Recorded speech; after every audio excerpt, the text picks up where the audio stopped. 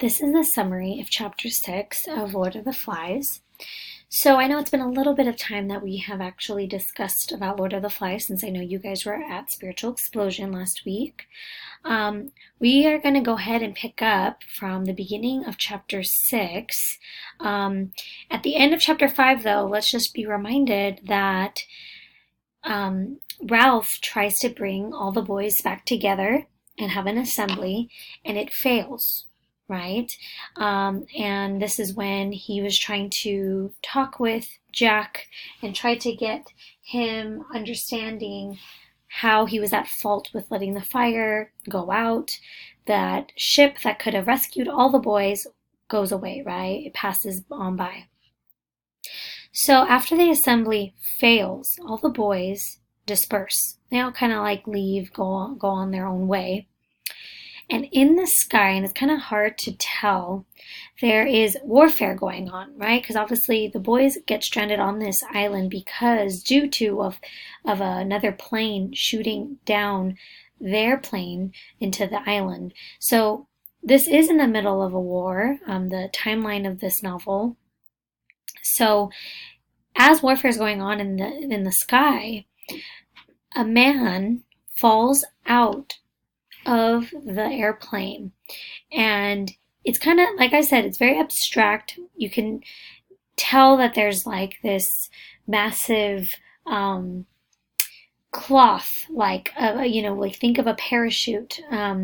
It's a ginormous cloth, right, that helps break the wind, where if you were to just try to escape and leave a plane, you would safely find yourself on the ground without being hurt. Well, unfortunately, this person gets shot in the middle of the air and is a dead person, a dead human being that's descending from the sky. And or I should say he, lands on top of the mountain. If you think of how much fabric a parachute takes, you could imagine this blob of fabric, and that can get mistaken for a lot of things, especially if you don't know what it is. And sure enough, Sam and Eric, the twins, are in charge of keeping the fire, and they see a silhouette of something strange, moving on top of the mountain. The boys warn the camp, and all the boys investigate this beast, because they're all so scared.